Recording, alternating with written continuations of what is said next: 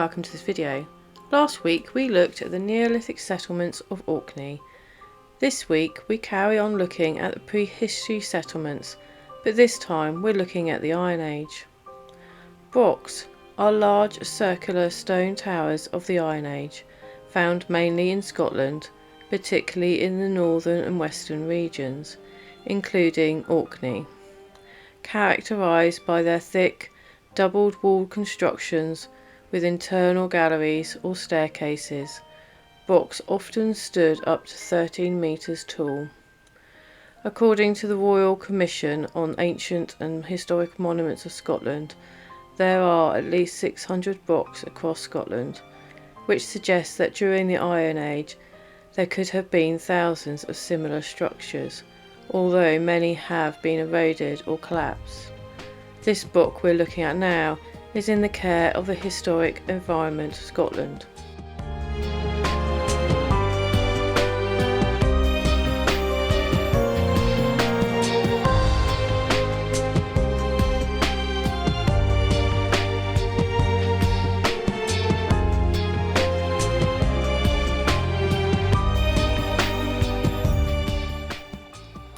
The exact purposes of brochs remain debated among archaeologists, but likely to serve a combination of defence structures, residential buildings and status symbols for the elite.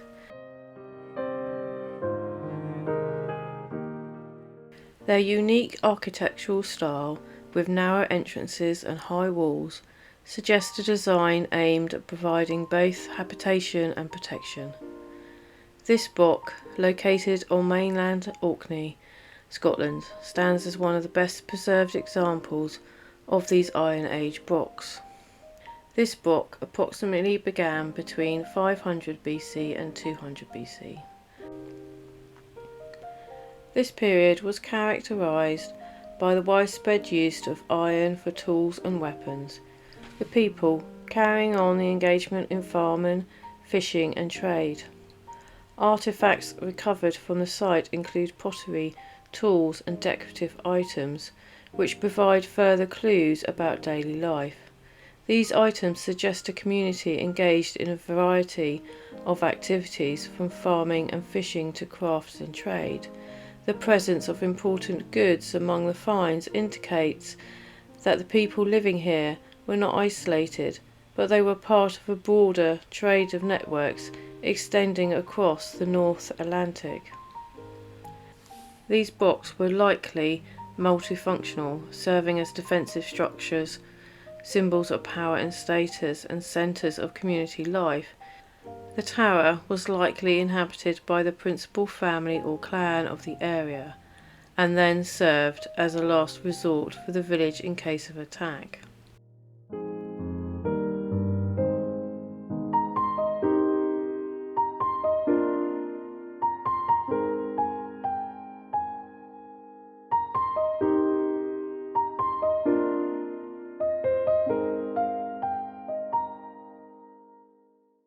This tower, now partially ruined, would have originally been much taller, possibly reaching up to 13 metres. Its walls, constructed using local stones and built by dry stone masonry techniques, are thick and solid, designed to withstand both human and natural threats. Stone ledges suggest that there was once an upper story with a timber floor. The roof is thought to have been thatched. The entrance to the tower is narrow and easily defendable, indicating that the broch's potential role in protection and defence.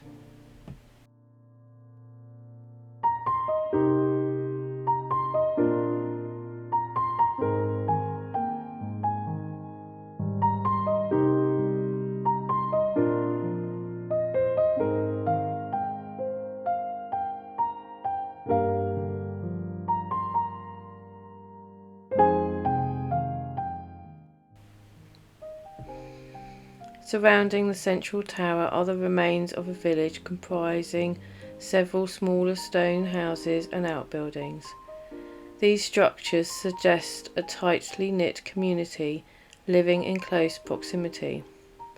The layout of the village is both practical and strategic, with the smaller buildings arranged in a manner that maximises space and provides additional defensive barriers.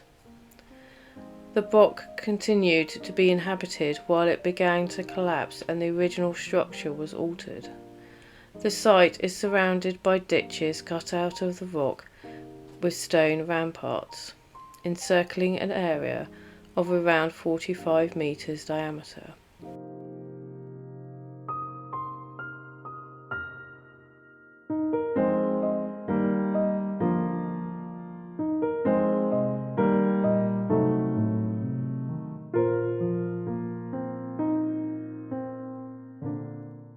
The remains of numerous small stone dwellings with small yards and sheds can be found between the inner ditch and the tower. These were built after the tower.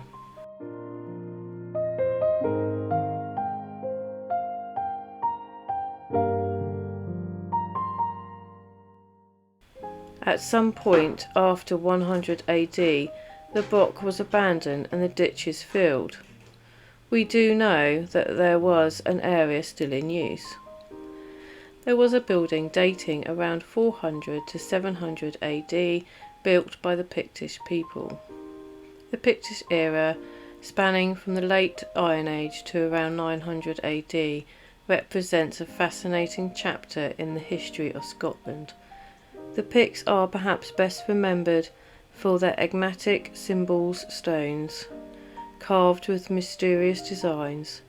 The Picts are people who played a crucial role in resisting the Romans and contributing to the formation of a unique Scottish identity, an era I would love to look into more in the future.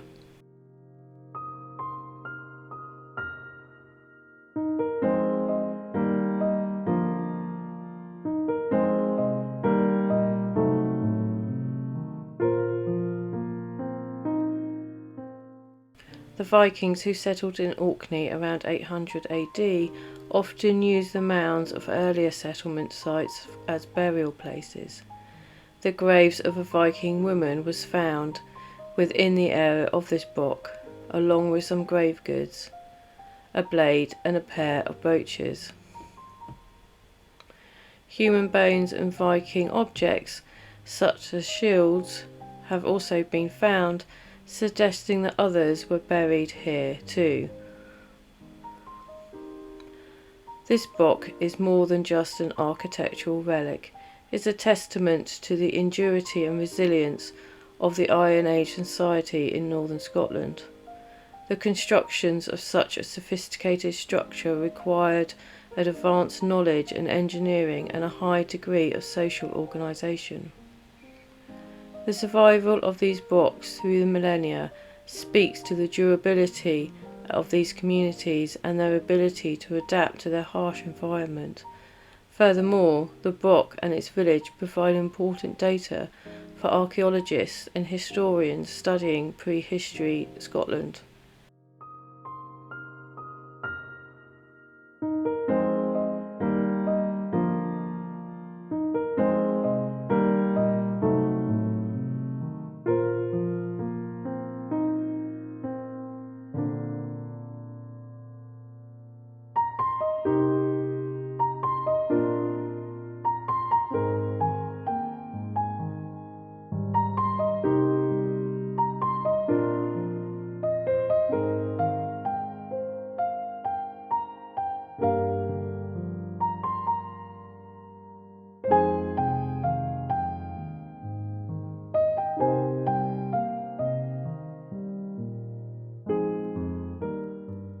They offer tangible evidence of how people lived over 2,000 years ago, revealing a society that was both sophisticated, resilient, and thriving in challenging environments.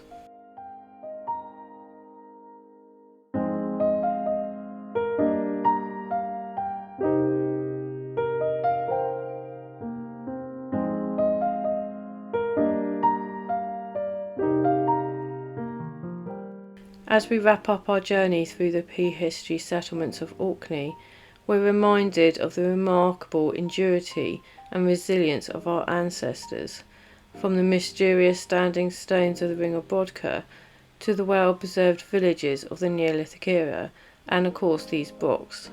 These sites offer a rare glimpse into the world of the long past.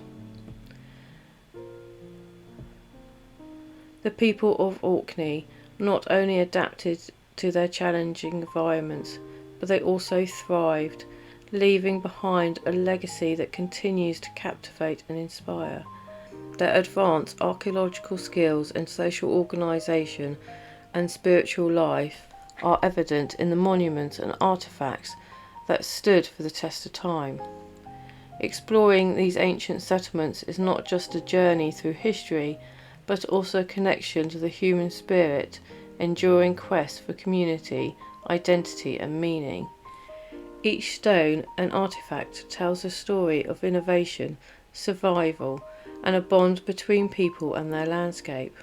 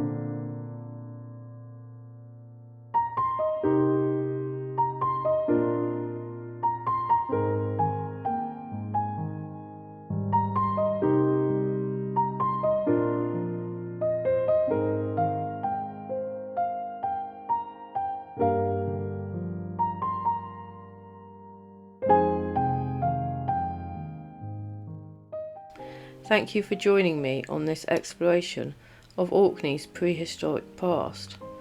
As we spent the last few weeks looking at the way our ancestors lived, next week we'll explore the interesting and some rare burial mounds of our ancestors.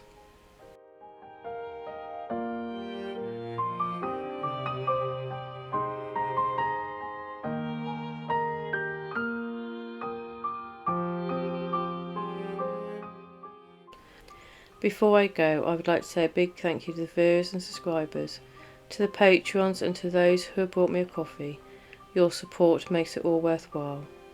If you would like to support the channel, the links are in the description below. If you enjoyed this video, don't forget to like, subscribe, hit the notification bell for more fascinating insights into our shared human heritage. And until the next time, stay safe.